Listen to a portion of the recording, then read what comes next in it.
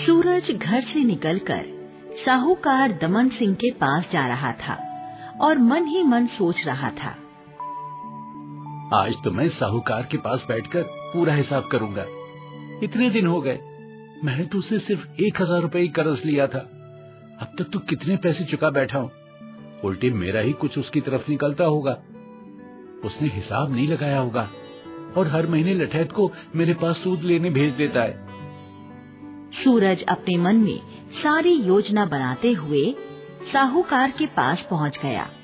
जब सूरज ने अपना हिसाब बताने को कहा तो दमन सिंह बोला, देखो भाई सूरज, इस बात की तो हम तारीफ करते हैं कि तुम हर महीने सूद दे देते हो, पर जहाँ तक रही हिसाब की बात, तो अभी तुम्हारी तरफ 700 से भी ज्यादा रुपए बकाया है। तुमने जो दिए वो सूद में, और सूद वसूली के लिए लोगों को तुम्हारे यहाँ भेजने के खर्चे में बराबर हो गए। वैसे भी अब काफी समय हो गया है, सो अब मैं ज्यादा इंतजार नहीं कर सकता। मुझे अब तुम्हारे खेत पर कब्जा करना ही होगा। खेत की कीमत से अपना पैसा निकाल कर जो 150 तुम्हारे निकलेंगे वो तुम्हारे घर भिजवा दूंगा। अब देखो भाई, हिसाब में तो मैं हमेशा ईमानदारी रखता हूँ। सूरज ने जब ये सुना तो उसके होश उड़ गए। ये तो सरासर बेईमानी थी। सूरज ने दमन सिंह को बहुत समझाया, पर दमन सिंह कुछ सुनने को तैयार ही न था। उसने सूरज को दुत्कार कर भगा दिया। सूरज रोता हुआ वापस अपने घर की ओर चल पड़ा, पर उसका घर जाने का बिल्कुल भी मन नहीं था। वो सोच रहा था कि पुरखों की निशानी अपना खेत उसके हाथ से छिन जाएगा और फिर उसके पास भी आमदनी का कोई जरिया नहीं रहेगा। अब वो क्या करेगा? ये सोचते हुए वो एक पेड़ के नीचे पत्थर पर बैठ गया। हे भोलेनाथ, आप ही मदद करो। पूरे काशीपुर में दमन सिंह ने आतंक मचा रखा है। एक एक करके सबकी जमीनें हड़प गया है। अब मेरा भी नंबर लग गया है। मैं क्या करूं भगवान, क्या करूं? कैसे अपने पुरखों की जमीन बचाऊं? मेरी सहायता करो भगवान, मेरी सहायता करो। सूरज की आंखों से आंसू बह रहे थे। तभी वहां एक सन्यासी आए और सूरज के कंधे पर हाथ रखकर पूछा, क्या बात है बेटा, क्यों दुखी हो? बाबा, मैंने काफी समय पहले साहूकार दमन सिंह से 1000 रुपए कर्ज लिया था। हर महीने किस्त में बहुत सारा पैसा दे चुका हूँ, पर वो अब भी मेरी तरफ हिसाब निकाल कर बैठा है और मेरा खेत हड़पना चाहता है। बेटा, ये कर्ज तो चीज ही बुरी है, इससे तो हमेशा दूर ही रहना चाहिए।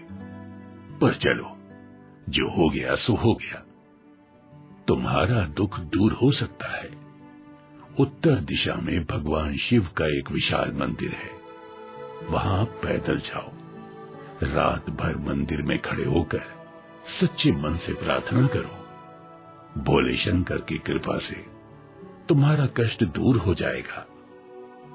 अच्छा बाबा, ऐसा है तो मैं जरूर प्रार्थना करूंगा, पर सिर्फ अपने लिए नहीं, पूरे काशीपुर के लिए करूंगा।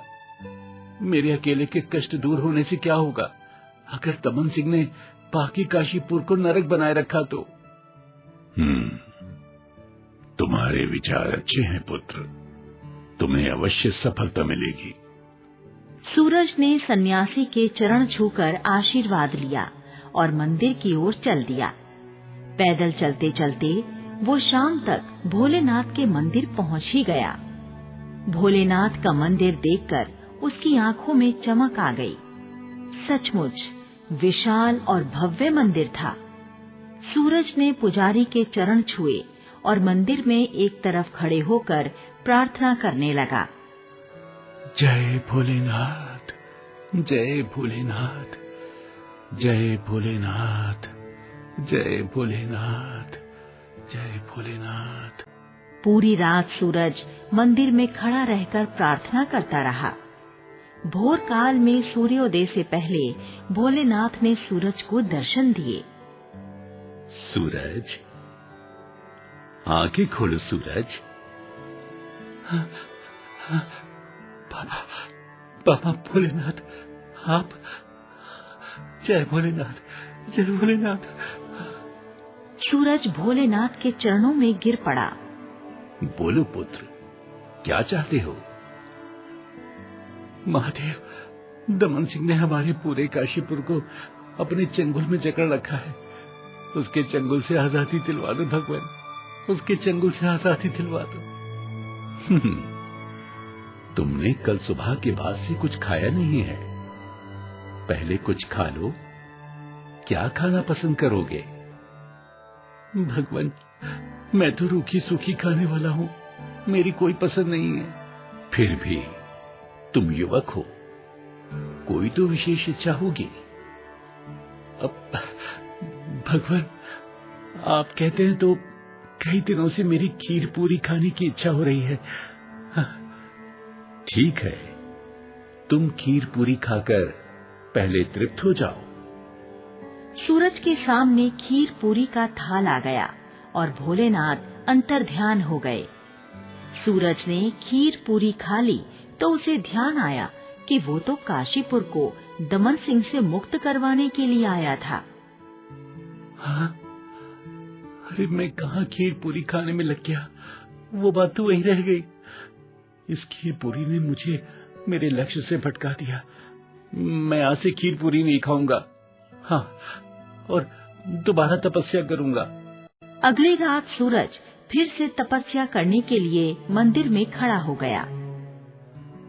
जय भोलेनाथ, जय भोलेनाथ, जय भोलेनाथ, जय भोलेनाथ, जय भोलेनाथ। अगली भोर को फिर भोलेनाथ ने दर्शन दिए। बोलो सूरज, अब क्या चाहते हो? भगवान, मेरी समस्या तो वही है, दमन सिंह से मुक्ति। ठीक है वत्स, ये लो सोने की मोहरें, इन्हें ले जाकर दमन सिंह का हिसाब चुका दो और अपना खेत छुड़ा लो और सुख का जीवन जियो। सूरज के आगे ढेर सारी स्वर्ण मुद्राएं आ गईं और भोलेनाथ अंतर्ध्यान हो गए। ये क्या भोलेनाथ, इससे मैं तो मुक्त हो जाऊंगा, पर काशीपुर का क्या होगा? पूरा गांव दुख में डूबा हो तो मेरे अकेले के सुख के कोई मायने नहीं। ये कहकर सूरज ने स्वर्ण मुद्राएं वापस भोलेनाथ के चरणों में रख दी। रात होने पर सूरज फिर से भोलेनाथ की प्रार्थना करने लगा। जय भोलेनाथ, जय भोलेनाथ, जय भोलेनाथ। सूरज प्रार्थना करता रहा। रात बीतती रही और फिर भोर हो गई। फिर से भोलेनाथ प्रकट हुए और बोले, क्यों सूरज, अब क्या चिंता है? मैंने तुम्हें इतनी मुद्राएं दी हैं, तुम्हारा सारा कष्ट दूर हो सकता है। बाबा भोलेनाथ, मेरा लक्ष्य सिर्फ मेरे अकेले का सुख नहीं है, मैं तो पूरे काशीपुर का सुख चाहता हूँ। मैं अकेला सुखी हो जाऊं और काशीपुर वालों का जीवन नरक बना रहे तो मैं कैसे खुश हो पाऊंगा भगवान? भोलेनाथ के चेहरे पर मुस्कान तैर गई।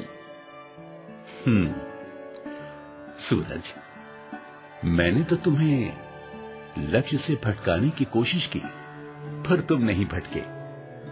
जो इंसान अपने लक्ष्य से किसी तरह नहीं भटकता, उसे ही लक्ष्य प्राप्त होता है।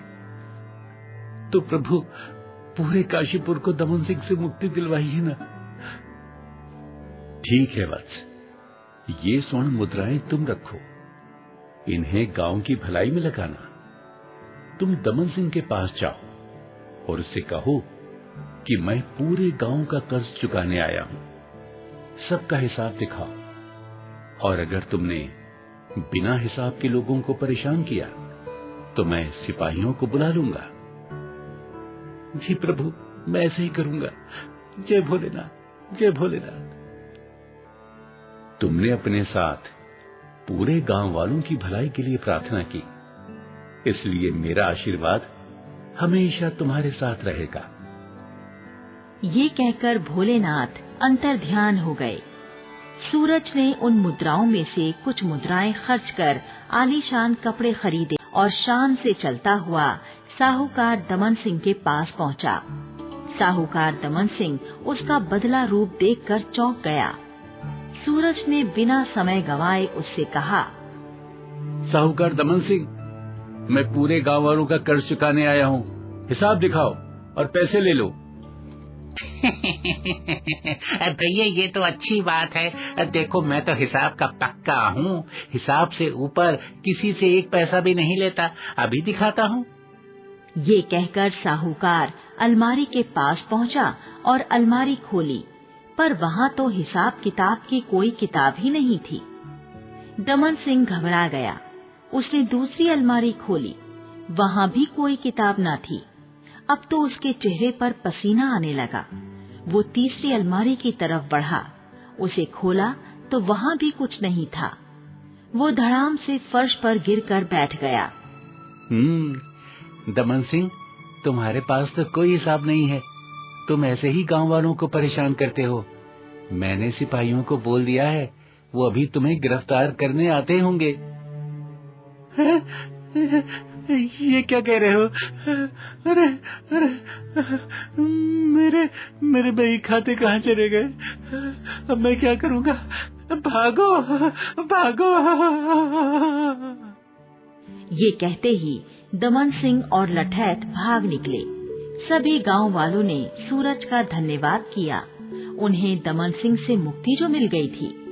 सूरज ने बताया, ये तो भोलेनाथ का चमत्कार है। हमें उनका धन्यवाद करना चाहिए। चलो हम सब मिलकर भगवान शिव के मंदिर चलते हैं, उनका धन्यवाद अदा करने। अगले दिन सूरज के साथ सभी गांव वाले भोलेनाथ का धन्यवाद करने चल पड़े।